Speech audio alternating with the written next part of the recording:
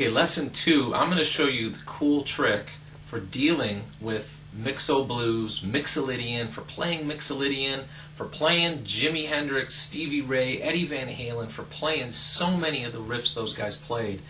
And I'm going to put it in a context for you that should make a lot of sense and that'll help you understand, like, we don't really need to mess with the complicated mixo blues scale that I just showed you or the Mixolydian scale. Check this out. I'm going to play my pentatonic scale pattern, my A minor pentatonic scale pattern at the 5th fret. Okay? I'm going to come over here to the 3rd string, 5th fret. That note is the note C. It's my minor third or flat third that I would have in the key of A minor. And I'm going to play that note and then hammer on the C sharp right after it. Now that C sharp wasn't in my pentatonic pattern, but we're using it here. This is part of the mixo blues thing, part of the mixo blues trick, alright? Check this out. Mixo blues number 1. Okay? I'm hammering on that note, but all the other notes I played were just straight out of the pentatonic, alright? How about mixo blues number 2? Okay? I'm playing those notes, got that minor third, major third thing going on, and this is just such a cool common trick that is just used in so many solos. I don't need to know all that Mixolydian scale stuff.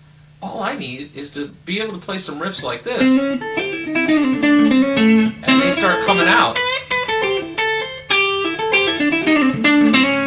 Okay? And all of a sudden I've got that Mixolydian thing handled. Alright? It's pretty cool.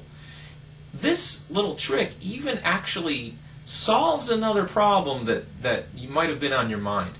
A lot of times I'm talking about soloing and I'm playing that pentatonic and you might be saying, well, that's a minor pentatonic scale. What if the chord is actually A major? Well, here, we just went from the C note, the minor third, to the major third. We just fixed that problem.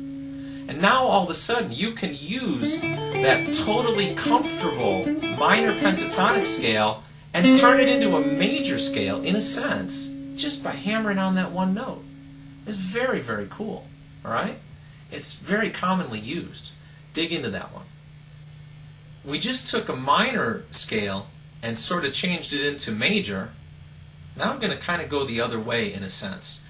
I've moved up here to the 9th fret. I'm playing what I consider my 4th pentatonic pattern. In this position, you might think of it as F sharp minor, but I'm thinking of it as the relative major, A. Here's that C-shaped A chord right there. Maybe you're familiar with that song right there, and you know that little part of it played up there at the top end. Okay? I've got that pentatonic scale that fits right there.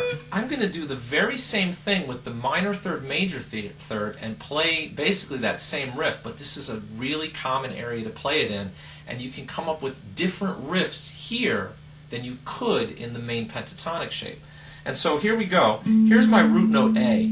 The pentatonic scale for A major ends up over here on C sharp, which is our major third.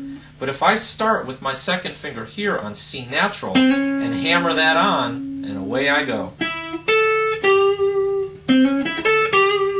Okay? Or mixo blues number 2.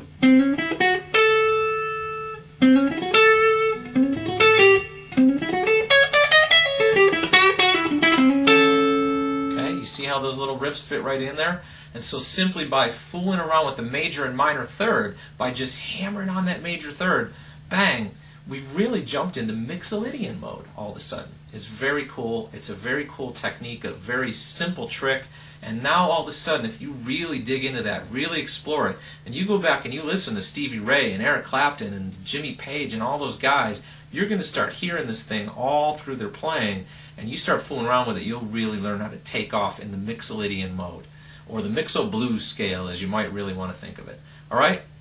There we go. That's week 5. Thanks.